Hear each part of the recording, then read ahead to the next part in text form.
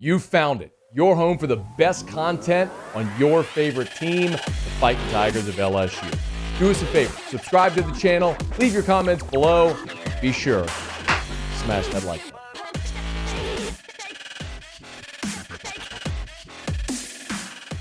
button. Tuesday, of course, LSU players meet with the media. And we got to hear from Kayshon Boutte and Liam Shanahan earlier today. And there was a couple of interesting things. For example, like Kayshon Boutte kind of acknowledged that LSU had a little bit of the big head going into the season. Give a listen to this one. I got a lot of respect for all my opponents. I don't downplay nobody just because they're not SEC or none of that. It's respect your opponents, because I feel like UCLA, we kind of didn't respect our opponents, and we got it handed to us. So that's a lesson to learn from. I mean, that's your number one receiver All-American candidate saying we didn't respect UCLA, we got it handed to us, and it's a lesson learned. This is an LSU team that can't afford to go into any game without respecting its opponent. We talked about this with the build-up to the season. When you looked at Vegas point spreads for the entire season, the SEC schedule for LSU anyway, roughly half of the schedule at the onset of the season was a 3-point line one way or the other. I mean, when you're basically playing a coin flip half your schedule, you can't afford to take anybody lightly.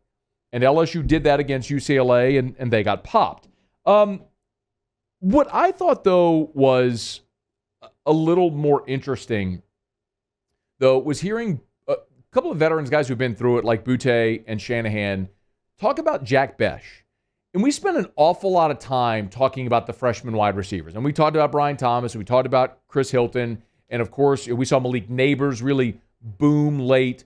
And Bech moved to tight end out of necessity. And I know we talked about Jack Bech a little bit during the summer and his move to tight end. Of course, you lose Eric Gilbert. You've had some transfers at the position, so you really only have Cole Taylor. Nick Storrs medically retired. So you had Cole Taylor, and really that was it. After that, it was Jack Mashburn, the walk-on. So you kind of had to move Jack Bech to tight end. And I told you, I got to watch Jack Bech actually play a lot at St. Thomas More. And there was a play in particular I remember because Catholic and St. Thomas More played a bunch, so I actually did get to see him play.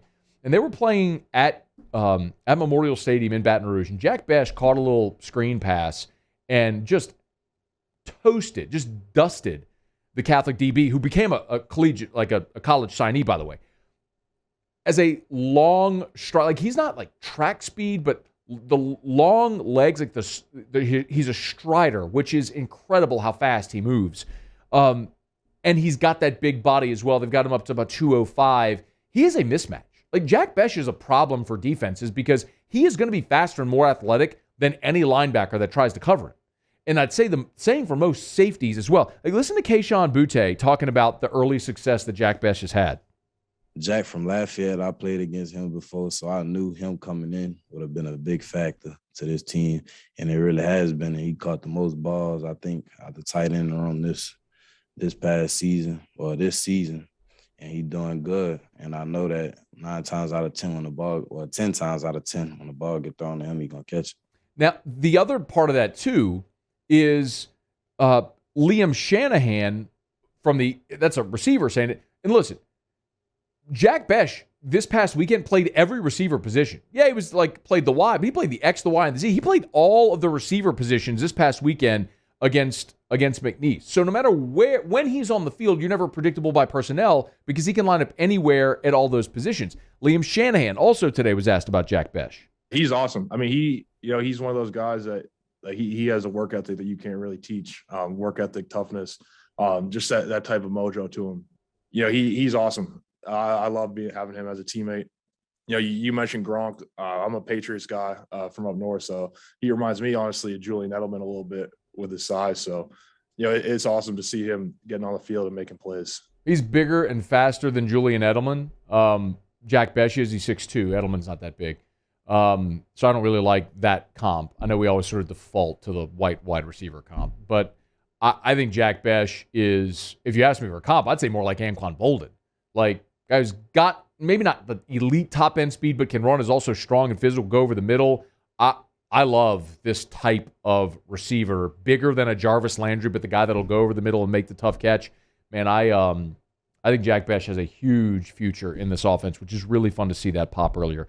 Something else that we're also kind of looking for, and Kayshon Boutte talked about this, that they are trying to focus more this week on tempo, which is something we've heard a lot of criticism of here through the first couple of weeks.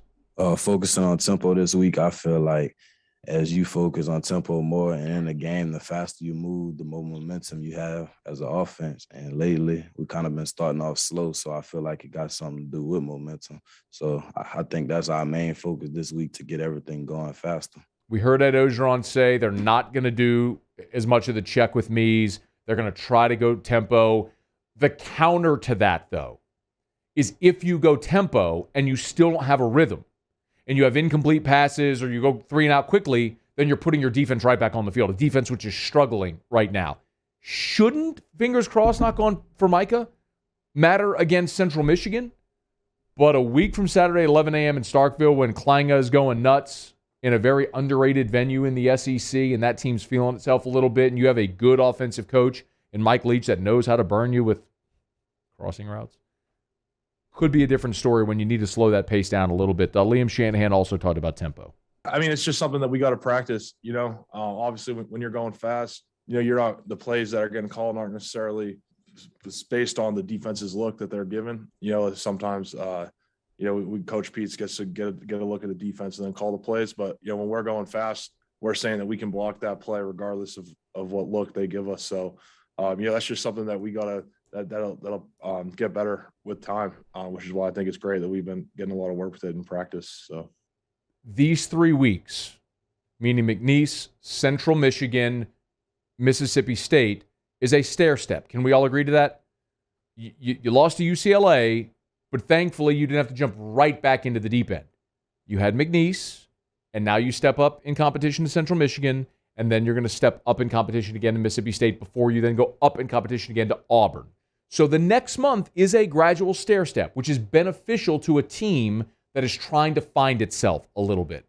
Here's what they could do it this weekend against Central Michigan, take that next step and start to develop some rhythm offensively.